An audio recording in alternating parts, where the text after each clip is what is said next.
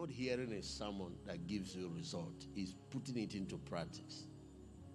How do you pray for finance? Prayer is like going to court, and so is governed by laws.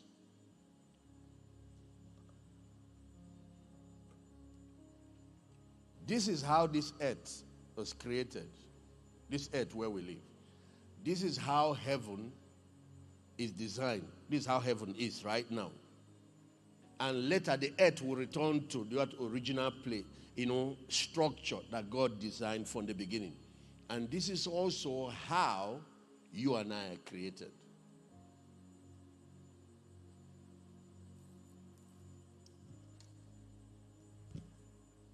So you call it 4 dimensions of existence. Dimensions.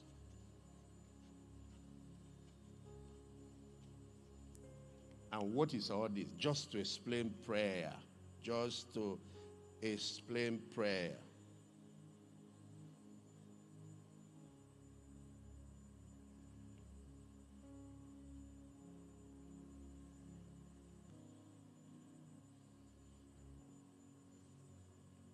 So, do you see now there are 2 boxes, or should I call it rectangle? The bigger one is planet Earth.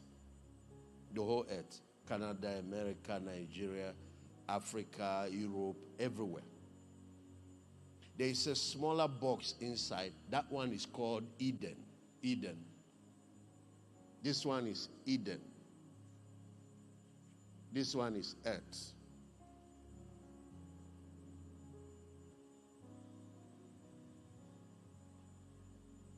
And outside Earth, this outside terrain is the universe.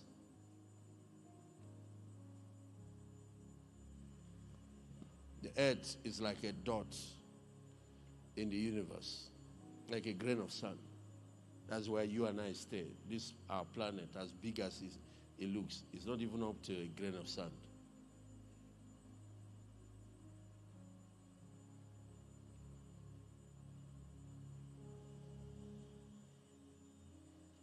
This small box inside is broken into 2 by a veil. So the whole box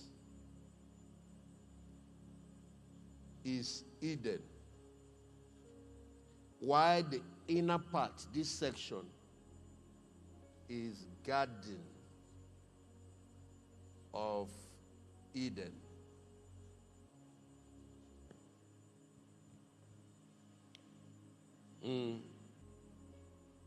Go to Genesis chapter 2 and show them.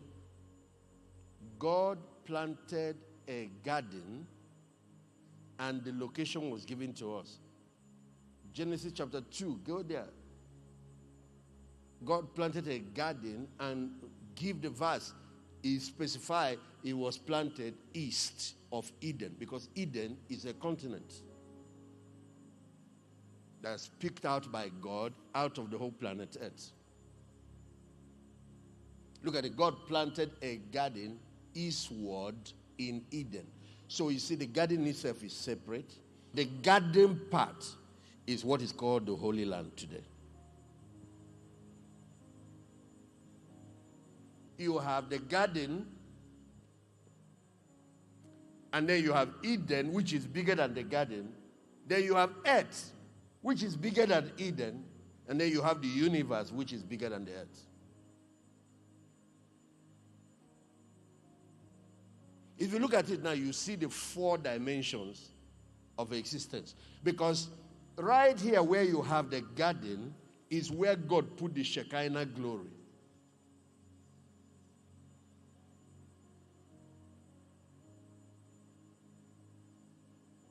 And that's exactly where he placed man.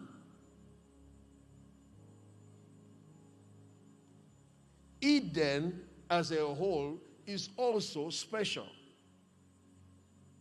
Because it's a special portion of land. Then finally you get to planet Earth. So, God planted a garden eastward in Eden. And there he put the man whom he has formed. And then right there in this part called the garden, go one step further. Yes, go one step further. Right there in the center here are two trees, the tree of knowledge. The whole garden is filled with trees, good trees. And out of the ground, the Lord made to grow every tree that is pleasant to the eyes, good for food. The tree of life also is in the middle of that garden. The garden is what we're looking at. And then there is another tree, the tree of knowledge of good and evil. That's the one they were told not to eat. All the trees they can eat. What God did was to take everything that is in heaven, all those wonderful, and planted them here. And say, have all of them. Enjoy heaven on earth. But this one in the middle, stay away from it, or you lose everything. Anyway, they disobeyed God. And then go to chapter 3. God sent them away out of Eden. And then placed a cherubim east side of Eden. The Lord sent him, that's the man, forth from the Garden of Eden. Now take note, they were driven away from the Garden of Eden.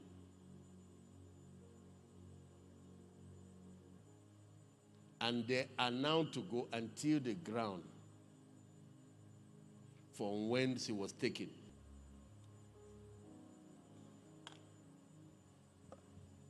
So he sent him forth from the garden to till the ground. Then watch. Because in Eden, they were not tilling. No. Their agriculture is different from how we are doing it now. This trying to... Agriculture there is technology of heaven. They were to tend and dress a garden that has already been planted. Now they have to go and grow their own food. God planted a garden in Eden, and he put man that he has formed there. Look at his purpose. God took man, put him into the garden. You see where he put him before? The garden. What is his job? Dress it and then keep it. Do you know what is keeping a garden? Eh? Do you know what is dressing garden? No planting. God has already done the planting. Read Revelation 21 and 22 and see how heaven is. It's a garden city. It's a paradise. What God created here is also another paradise. Earthly version. Earthly paradise. Just like heaven. And he comes down to this earthly one every day. His Shekinah glory, the same way it is in heaven, was here. On Mount Sinai, he stayed for some days because God was talking to Moses. In Eden, it was permanent. And these guys lived 7 years inside this garden. Anybody that lives there, because of that Shekinah, no death, no sickness, no nothing. If you see how the trees grow.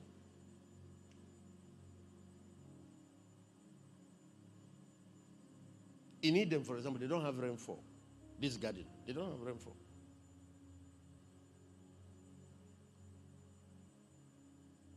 His job is to dress and then keep a garden that is already planted. Like if somebody do greenhouses, plant beautiful tomatoes, carrots, apples and all that. And your job is just to manage it. Just look after it. You're a gardener, but they've planted everything for you. And the crops are not just one time, they give you one harvest, they die, so you can start replanting. No, they are permanent. They don't die. They bear fruit, one harvest every month. You are going to harvest 12 times in a year.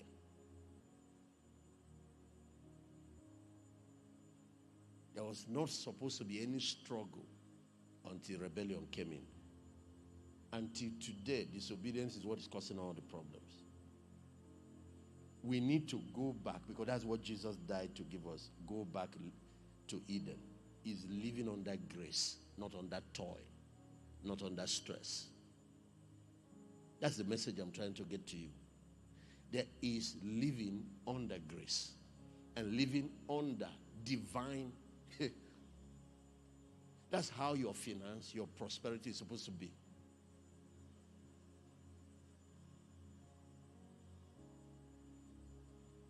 The redeemed man and the unredeemed man are not in the same level.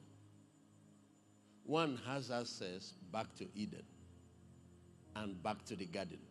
Meanwhile, what is this Garden of Eden? Now, this thing I drew for you, this is exactly how Solomon's temple is designed. Do you remember Moses' tabernacle? And this is how Solomon's temple is designed. And this is how heaven, where God lives now, is designed. When Moses was building this, God took him and showed him the heavenly paradise and told him, see to it that you design the earthly prototype according to the pattern shown to you.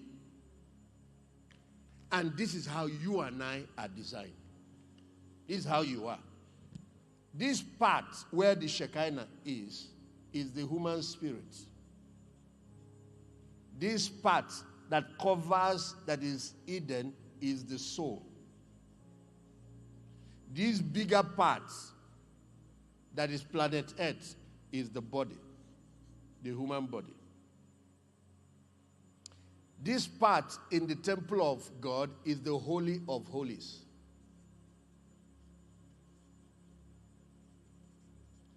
This part that we call the soul is the holy place.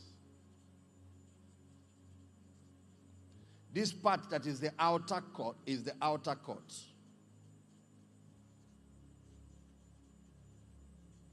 Then this vast part, universe, is called the outer darkness. Anybody left here is under the rule of Satan. Anybody here is under Satan's rule.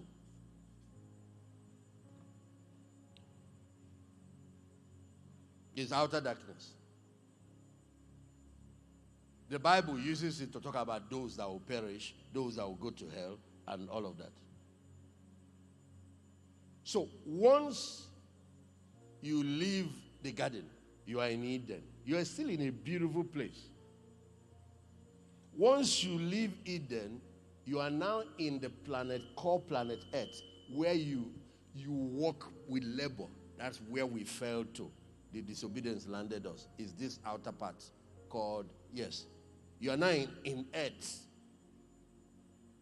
Disobedience landed man there. And here now you have to labor and till. You're no more operating where divine provision is. But if you now move beyond here, you are in outer darkness. Even when Jesus returns and the earth is back under, these three positions will be back. This part will still have the Shekinah, and that's where he will govern from. This part will be a powerful, beautiful paradise continent, and then the rest of planet Earth will enjoy peace and the reign of Christ, and then there will be outer darkness. So, answer my question. Where do unbelievers operate from right now when it comes to the temple of God, the presence of God? Where do they operate from? Holy of Holies or where? They're in outer darkness, under Satan's rule. You can imagine that's where we are going to go and pull them and bring them into the outer courts. And in this outer court, the first thing you have once you are here is the brazen altar. That brazen altar is the cross. That is the tool we use to cross people in. Once they are in the outer court, they are within the kingdom sphere. But now, remember, in the outer court, everybody there is a baby. Everybody there is carnal. So outer court Christianity is carnal Christianity. If you progress to the holy place, you have moved to soulish Christianity. If you now move to the Holy of Holies, you are now a spiritual man. And that's where the impossibles become possible. That place called Holy of Holies is from where we rule this world, from where you control. The man in the holy place just has developed his mind. He has a lot of knowledge. The man in the holiest of holies is walking in the presence of God. The man in the outer court may be a Christian, but he's still governed by his flesh. He's controlled by the flesh. Even when I ask you guys to pray, I could see some people, A prayer was like fight, because it's flesh-dominated life that they are living. They are believers, but they still live in the outer courts. So in the days of Adam, this is where they will be living. Adam and God will be meeting here. And when Adam comes, he can give them the gist. They don't know what happened.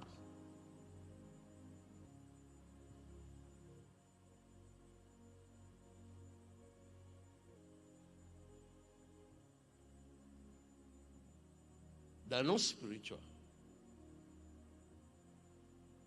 They live in the flesh. Meet basic needs of the flesh. Controlled by the flesh. They are controlled by their emotion. They are ruled by their five senses. They are carnal. But they are God's children.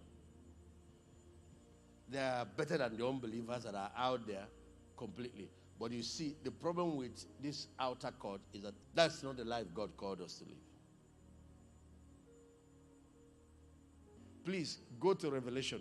Outside the city are this list. You see the list given. The fearful, the unbelieving, people that are abominable, people who commit abomination. Leviticus 18 and 20 listed what the Bible calls abomination. Incest, sleeping with animals, men sleeping with men, women with women. There is a complete list there. People who commit them. Warmongers, murderers, idolaters, and whosoever loves and maketh a lie. Look at their part. Yes? Next verse. Revelation 21. They shall have their part in the lake that burneth with fire and brimstone, which is second death. You've seen hell. And a list of people that will go there. But what is missing is, where is the location? Is it not missing? It's missing in this particular record. So go to chapter 22. Outside the city are this list again. Blessed are they that do his commandments, that they may have right to the tree of life and may enter in through the gates into the city. If you start from verse 1, it's describing that paradise. And what we're looking at is here. It's describing heaven and all of that. Okay? And even when you get to heaven, there is still the holy city, the heavenly Jerusalem. You are not in there yet. And some people won't enter that one. If you get to earth, does it mean you are in the earthly Jerusalem? Jerusalem is about 7 hours flight from here. But I'm on earth already. The same way you can get into heaven, you have made heaven, but you're not in the heavenly Jerusalem. I just explained it to you, that you can be in Eden, but you're not inside the garden. And you are fine. You are in a good place. You have made it. Because it's a wonderful place. And be watching those that have been to heaven. You are already in heaven. You are inside, because it's a very big place. It's a planet. But when they take you to this holy city built for the saints, it's unoccupied. You will see mansions, but it's unoccupied. You know why? Nobody's entering yet until we're ready. But you will see all these different mansions, the reward that will be given to us, and all the other wonderful things. Right now, if you are a soul winner, if you are investing a lot in intercession, there are 5 groups of people it's being built for. If you're investing a lot financially in the kingdom, if you're walking in righteousness and holiness, your mansion is being set up. These are very serious things. So it is now the sacrifices you are making, the souls you are winning. Those things are being converted to values that are used to develop the type of reward you'll be given.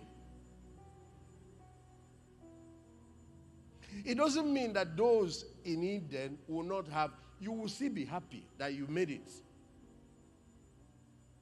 So this is what I was talking about, this holy city, the new Jerusalem.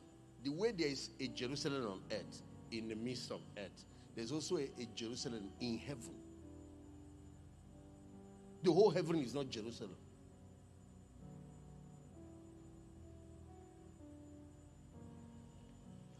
coming down from God out of heaven, prepared as a bride. I had a great voice out of heaven say, behold, the tabernacle of God is with me. And this is where God will live with people.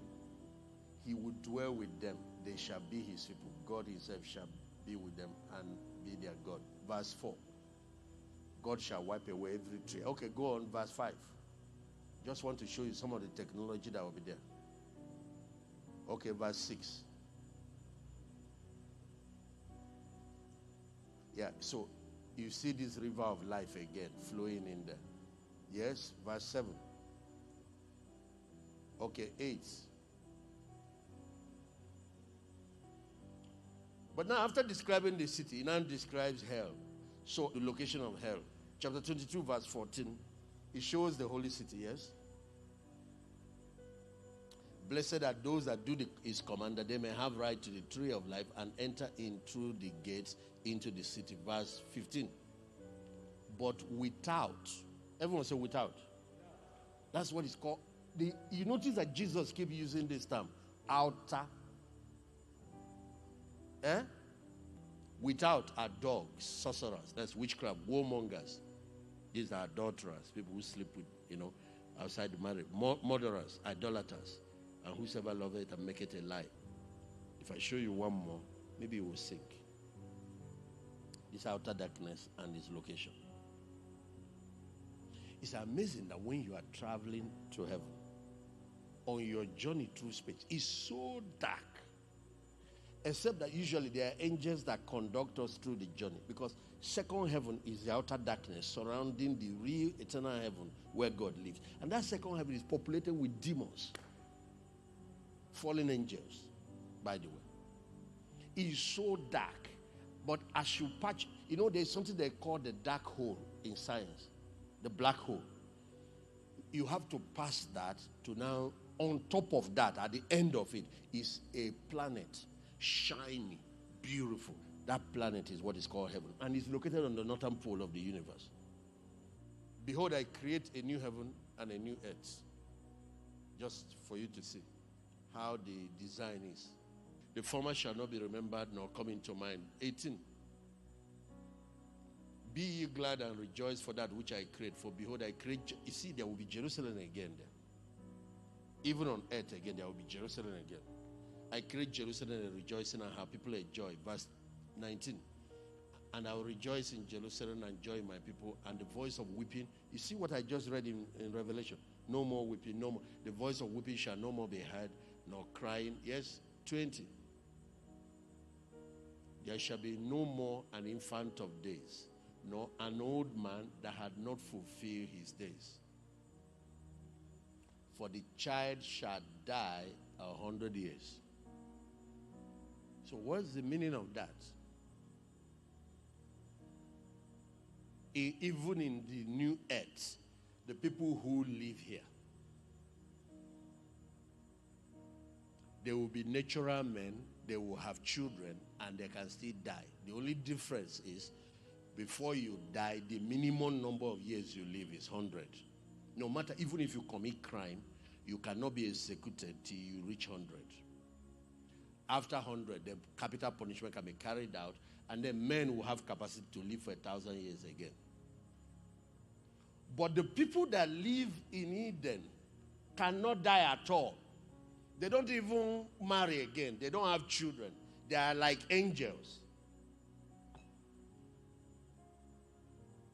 You heard that we are going to rule with Christ. Who are we going to be ruling? Natural men.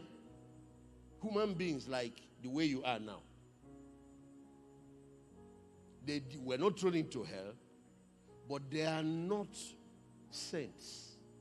So they are allowed to live on the earth. And you can see that some of them still have capacity for evil. Watch. There shall not be thence an infant of days. That's a child dying while you are a child.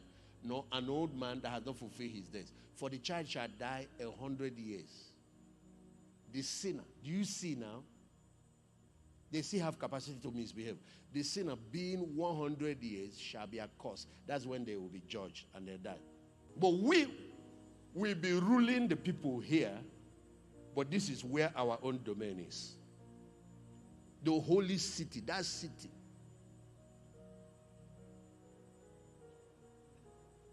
Now, look at verse 21. And they shall build houses, inhabit them, they shall plant vineyard and eat. So these people here will be planting and growing their crops, building their house. The people here, everything is already built for them. I told you about those mansions.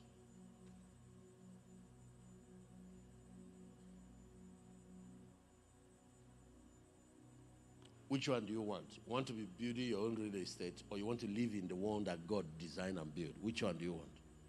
You want to be farming and be tilling the ground, or you want to live in a garden city? Which one do you want? Pay the price now.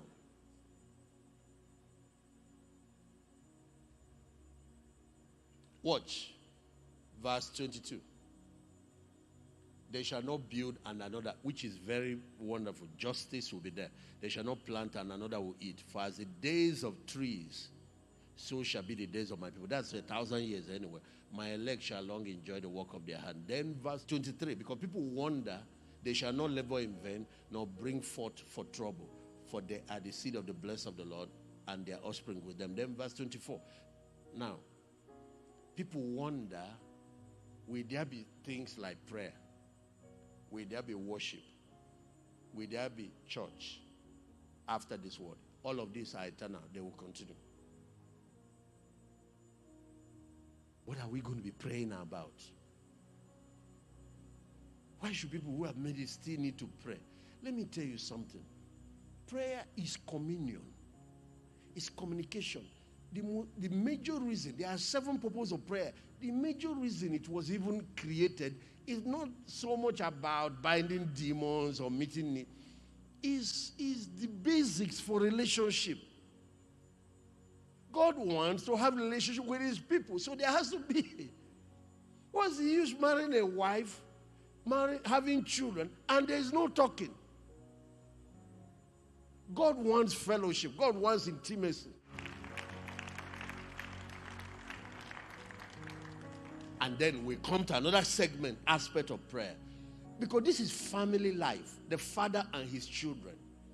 Even in a perfect family, there will be need to sometimes make requests from your father to get some extra, apart from the general provision. They've paid your school fees, you get your food, you have your hair.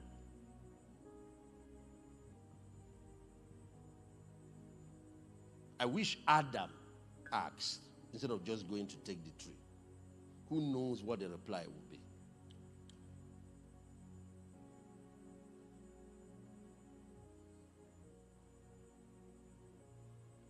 Maybe he will get further information, or maybe he might even be permitted. If it's something that will destroy him, they will tell him no. But this is why. He will get further clearance. And I'm sure you're seeing now, it shall come to pass. Before they call, what will happen? I will answer. Why they are still speaking? It's not this one you pray and wait for 2 weeks, or 1 month, or end of the year. As the thing is still in your mouth, pia. How many would like to be there? Nothing can make me miss heaven. No. I will drop it. I will give it up. I don't care what it is. It shall come to pass. Before they call, I will answer. Why there? So you see, there will still be prayer even after we have been. This is new heaven, new earth. Sure, you followed me when I started reading. Now let's go down to verse 25. Okay, you know about the wolves, lion and sheep dwelling together. No animal killing each other anymore. You know about this one. I don't need to explain it. Just exactly the way it was in the Garden of Eden. Those animals were not carnivorous. Everybody is herbivorous. Everybody feeds on grasses. That's what he's talking about here. They shall not hurt nor destroy in all my holy mountain. Okay? As the new heaven and the new earth, which I create, shall endure before me. That means it's going to last forever. It will not be destroyed like this one. You know, this earth will be destroyed with fire. Yeah. I just want you to know we are still discussing this. For as the new heavens and the new earth, which I make, shall remain before me. Meaning it will not be destroyed. Said the Lord, so shall your seed and your name remain. Okay? Verse 23. It shall come to pass that from one new moon to another, this is monthly. And from one Sabbath to another, this is weekly. All flesh shall come to worship before me. Now, that has been established. There will be prayer there, there will be worship, and there will be services. Now, where is the location of hell? Watch the next verse. When you are leaving the service, look at verse 24. When you are leaving worship, as they go forth, they will look upon the carcasses of the men that have transgressed against me, for their worms shall not die, neither shall their fire be quenched, and they shall be an abhorring unto all flesh. So to have a warning to everybody that makes it in eternity. So there is no future rebellion and all that. God makes the lake of fire outside the gates of paradise. It's not like it's outside. As you are leaving to return back to your different domains, you will be able to see it. That new era, there will be no sea, no ocean. That space that was carved for it will be filled with liquid fire. And that's where men that rebelled against God will be burning. Right now, the present hell is under the earth. Then it's going to be on the surface. Even now, as I'm talking, hell is also on the surface. Even though it's inside the earth crust, we call it the earth core, where you have volcano. There are some parts of the earth where it comes out on the surface. If you don't know where hell is, it's right inside the earth crust. Yes, that's where it is. But the lake of fire that will go with the new will be brought to the surface. So God wants everybody. All these ones, some people died, are telling you what's happening there. They want everybody to see for yourself. And if you now want that, you can try it.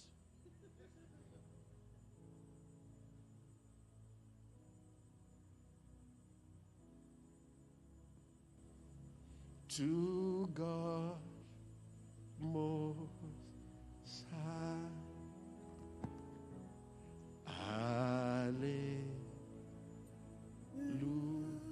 Can you imagine? Here we don't hear much preaching about hell. But in eternity, you're going to be seeing it every week. Once a week. Before you are almost forgetting. You just finish worshiping the presence of God. Because you see, worship is not enough to restrain people. The children of Israel had a glory crowd over them, yet they will rebel against Moses, and many of them died. Hallelujah.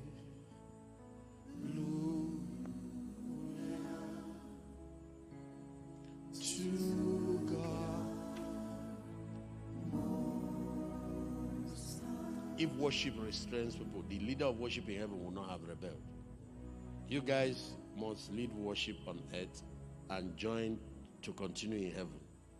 And those of you that worship must worship in spirit and in truth, so that you will go from earth to eternity. This liquid fire is what is called hell. God created it for fallen angels, and now human beings are going there. A lot of work has been done. They have found that in many active volcanoes where they are digging into the earth and they meet voices, millions of people crying. And equipment pick it up because it's not in the spirit, it's real. Yes. There are 4 rivers that came out from it, and they are flowing. All of them are still on earth, and you can trace them to their source and trace them to wherever they flow to. Yeah. These are not a story. The 4 rivers, from River Tigris to River Euphrates to River Nile to River Ethiopia.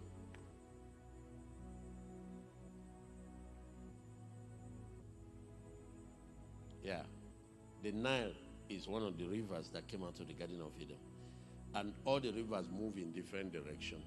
And there's only one river in the whole world that travels northward. Only one in this whole world is River Nile. Is the tithe of planet Earth. God took tithe of the land space. He called it Eden. He took tithe of our weeks. He calls it Sabbath. And he takes tithe of our finances. That's what he does. he takes tithe of the human population, he calls them priests. If you notice, there are 12 tribes in Israel. He went and took one, the Levites, and the whole tribe, priests to the rest. That's what God does. God created all the nations on earth. He took one, Israel, to be a holy nation, a priestly nation to the rest. Now, what God has done with you and I by calling you a peculiar people, a royal priesthood, a called out people, ecclesia, is tithe of the planet. And our job is to be priests to the rest of human beings. Where he's called out people, selected people, peculiar people, the ecclesia, like a bride. And our mandate is to be priests to the rest of humanity. You can't live like them. You can't marry them. You are breaking the law. You cannot be indulging in their culture and their bad lifestyle. You cannot do that. Your job is to teach them, be an example, a light, a salt, a standard for them. If you start living like them, you end up where they will end up. And that's what happened to Israel whenever they start copying the hidden instead of being a light to them.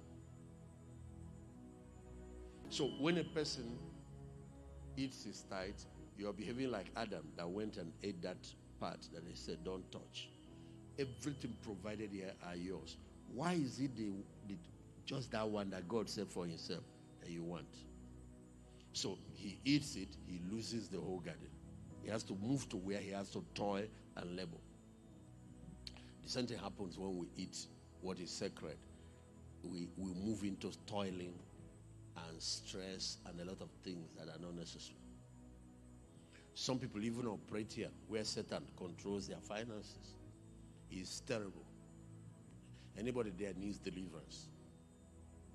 Here is bad enough because here is labor and toiling. But here is financial bondage. You are like the children of Israel in Egypt. You are laboring under oppression, extreme poverty, and a lot of problems. But here is toiling. You can earn a living, but you just have to till your ground. But when you move into the second box, it's not that you don't work, but you walk under grace. There is supernatural provision. There is supernatural provision. There is supernatural provision. And that's where you must operate from. That's where, in a country like this, with all the things happening, not to be victim of the times, you need to function under open heaven. You need to function under supernatural grace, supernatural abundance. You need to function under. Angels and their ministry needs to be behind your career, your profession, or whatever you are doing. And the man that does that has to be a giver.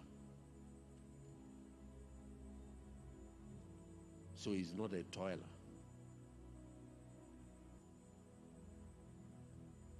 Hallelujah.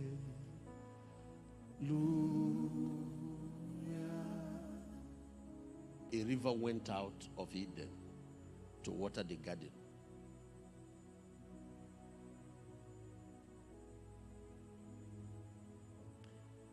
And from thence it parted and became into four heads, four rivers. Look at it. Verse 11. The name of the first is Pison.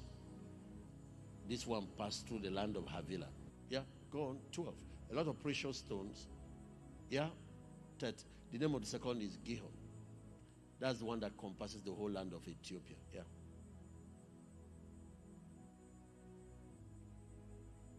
The only river that travels north is Nile, River Nile, River Nile, River Nile.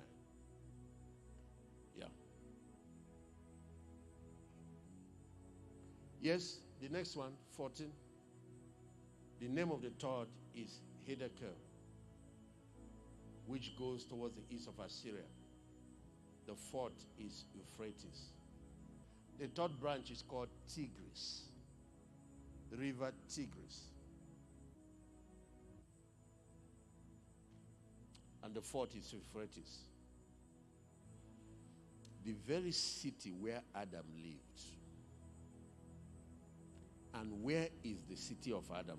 It is not Garden of Eden. It's not Garden of Eden. It's east of the Garden of Eden. Therefore, God sent him forth from the Garden of Eden to till the ground where he was taken. And he put a cherub. Go to that next verse. He placed at the east of the Garden of Eden what? So he put security here because that's where one of the gates is. You know what the purpose of the cherub is? To prevent him from going in. So he put it east of the garden with flaming sword to keep the way to the tree. So he doesn't go back there and eat the tree of life. There are two trees. This one, you eat it, you are immortal. You never die again. This one, you eat it, you die. Satan told them to eat the poison. So now that they've eaten the poison, death has come. Their eyes are open. They will want to go and eat this one to neutralize it. So they put no more access to the garden. But they didn't stop them from being in Eden.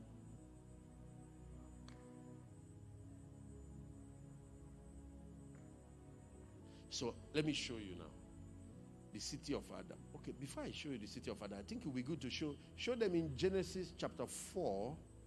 Man is now living outside the garden, but he's still in Eden.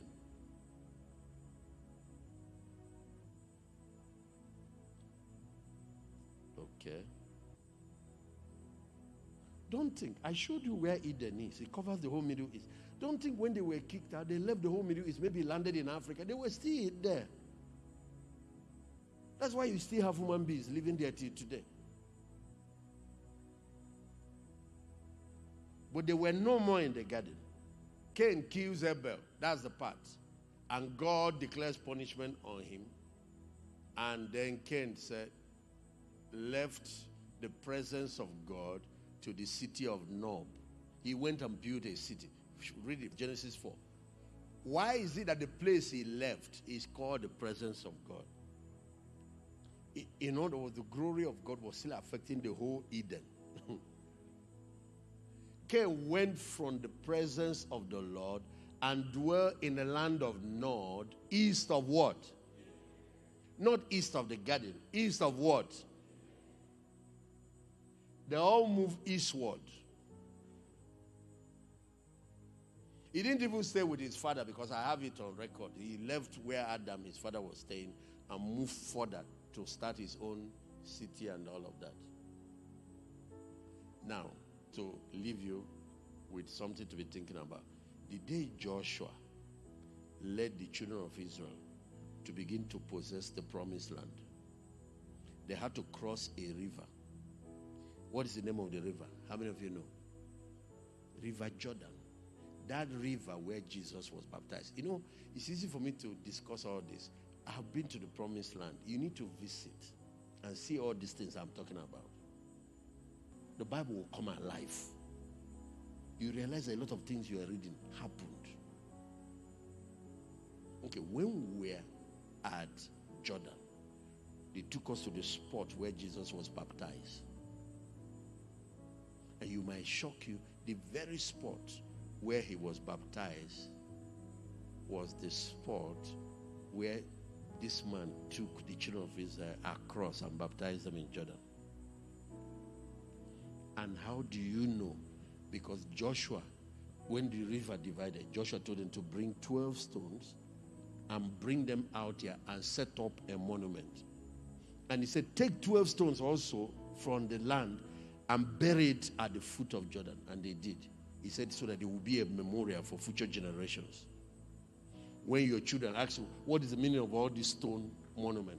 You tell them that God divided this river for the children of Israel to pass. It was there Jesus stood one day and said, God is able to raise out of these stones children for Abraham. One day he even said, if you stop the children from praising God, he will.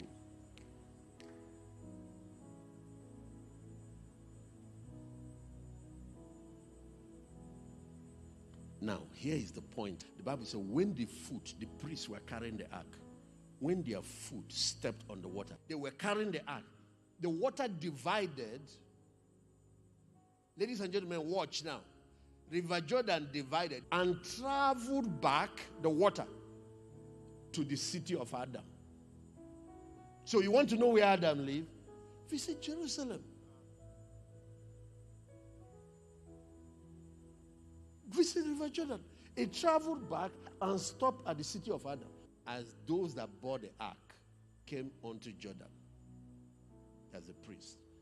And the feet of the priests that bear the ark were dipped in the brim of the water, for Jordan overflowed all the banks.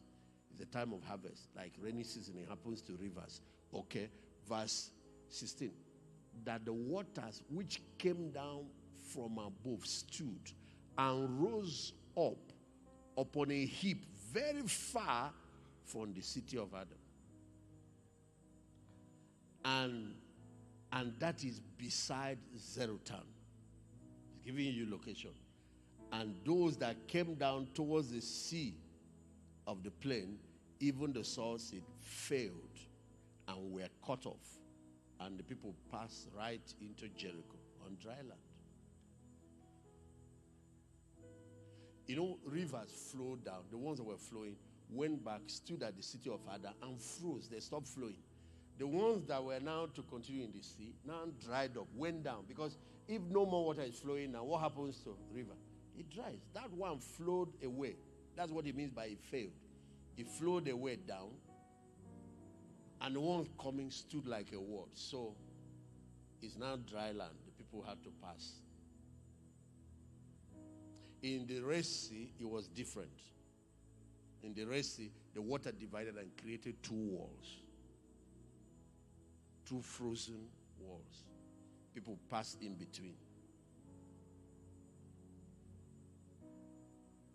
So you can see where Adam lived. When he was kicked out of the garden where he lived, you are trying to locate where Eden was. The Holy Land today is part of Eden.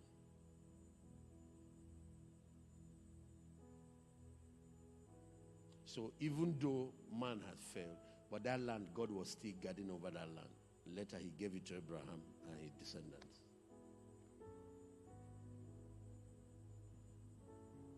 Cain went out from the presence of the Lord.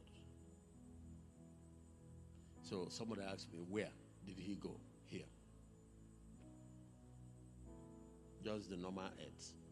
But he moved in this direction. And his part of his suffering, assignment, and course is that he will have a lot of problem tilling the ground. And when he tills, instead of yielding harvest, even Adam in a fallen state could till and get good harvest. But this guy, when he tills, it's torn and twisted and a lot of problems. The guy said the punishment was too much for me. He told God. And the place he operated, the presence of God is not there. Any life outside God's presence is life outside grace. You are open to danger. You are open to a lot of problems. Jesus, oh Jesus, Jesus, oh Jesus.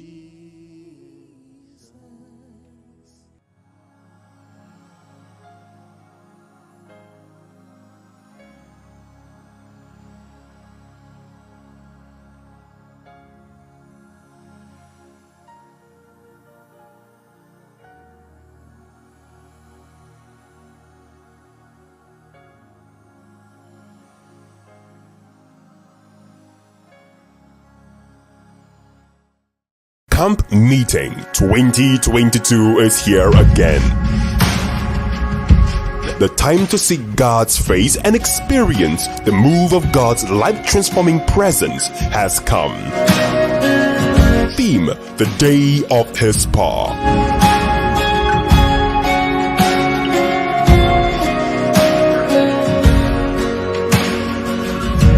before I spoke a word. Ministering Dr. David Ogbueli and other anointed ministers of God. Date April 14th to April 18th, 2022. So good to me. Join us in an atmosphere of ecstatic praise and pure worship. Breathe your life in me. You have been so kind to me. The word, deliverance, healings, miracles, and breakthroughs. This love of God. Thank you for that revelation of the cross. Thank you for opening my eyes. I honor you with everything in my being. I honor you with my life. Don't miss out on this chance to transform your life forever.